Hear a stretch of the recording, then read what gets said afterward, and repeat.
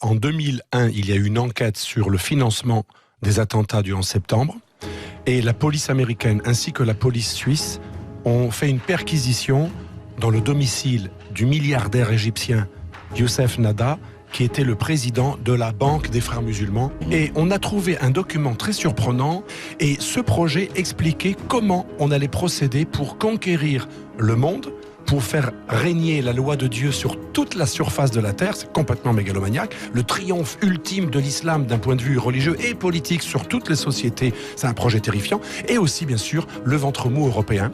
Comment on allait procéder pour infiltrer l'Europe, la conquérir de l'intérieur, en prenant l'éducation, les écoles islamiques, développer un sentiment de parano chez les musulmans, faire un communautarisme et un jour arriver même au pouvoir pour qu'un jour l'Europe soit dominée par les lois de l'islam, la charia. Pour ceux qui seraient sceptiques, qui diraient mais non, les frères musulmans c'est pas ça, eh bien il suffit de voir ce que disent les frères musulmans dans leur texte fondateur. Les fameuses 50 propositions de Hassan el-Banna, l'homme dont on dit qu'il est le plus modéré, qu'il a été mal compris, etc. Voilà ce qu'il dit. Allah est notre ultime but, le messager est notre exemple et guide, le Coran est notre constitution et notre voie consiste à mourir dans le sentier d'Allah et c'est notre plus grand espoir de mourir sur le sentier d'Allah. L'idée, c'est que les démocraties occidentales, elles-mêmes un jour, auront comme constitution la charia. C'est un projet terrifiant. Et il y a le projet des frères musulmans qui exercent des pressions, y compris sur les modérés, dans toute l'Europe et pas uniquement dans les pays musulmans. Et eux, ils veulent un islam politique. Et c'est important de le dire pourquoi. Pour ne pas tomber dans le piège de ceux qui veulent nous faire passer tous pour des islamophobes. C'est pas une guerre entre l'islam et l'Occident. C'est une guerre entre l'islam politique et l'islam. Et ce qui est terrifiant dans le projet des frères musulmans, c'est que c'est le projet de Daesh.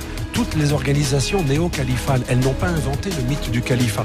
Il est dans les textes fondateurs des frères musulmans. Et les frères musulmans, ils sont en cravate, mais ils ont le même projet que les barbus salafistes les plus caricaturaux avec leur déguisement à la Taliban. Finalement, seule l'apparence change et les méthodes. Mais le but, c'est soumettre l'humanité à un pouvoir totalitaire qui va régir tous les comportements humains, c'est-à-dire le projet de la charia. Oui. Choudari a commencé chez les frères musulmans.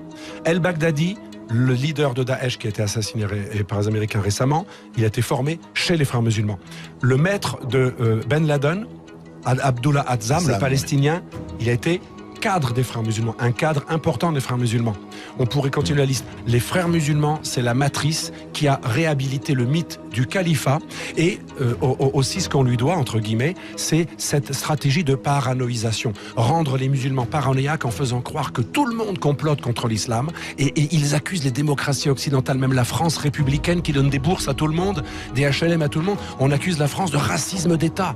Quelle honte! Et ça, c'est les frères musulmans. Alors certes, aidés par l'extrême gauche. Parce que les deux, c'est l'alliance du rouge et du vert. Ils ne recherchent pas que des prolétaires, ils recherchent des révolutionnaires. Et quoi de mieux que ceux qui veulent détruire les nations partout sur la Terre et établir un califat mondial. Ils régleront leur compte ensuite. Moi, j'avertis la gauche, la gauche ne gagnera pas.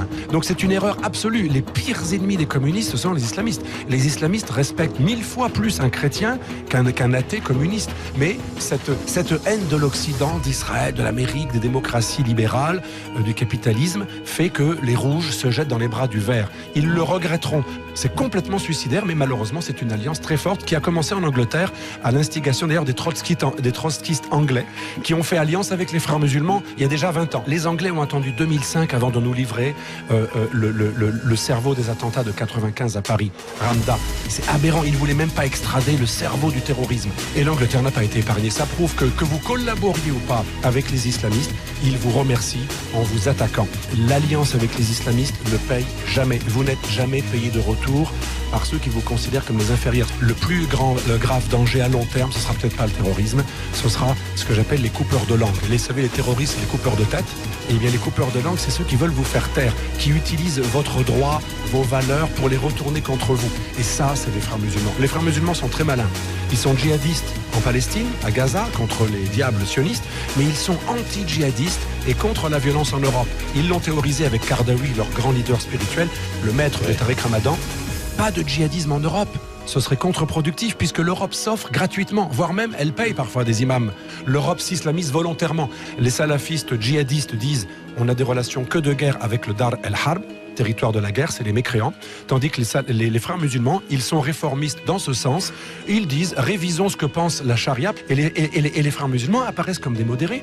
Mais la grande trahison des clercs, c'est que quand on accepte une organisation qui vous dit, nous, on va calmer les djihadistes. En Europe, on va leur dire de ne pas faire le djihad. Mais on leur dit de faire le djihad en Tchétchénie, en Israël, contre quand même un allié de l'Occident, et en Irak ou en Syrie. C'est très grave. Ça veut dire qu'en gros, on fait comme les Anglais ont fait avec nous. Tant qu'ils tapent pas chez nous, c'est pas grave qu'ils soient djihadistes ailleurs. C'est, comme disait Churchill, le crocodile que l'on nourrit en espérant qu'il n'aura pas trop faim, il va pas nous manger tout de suite.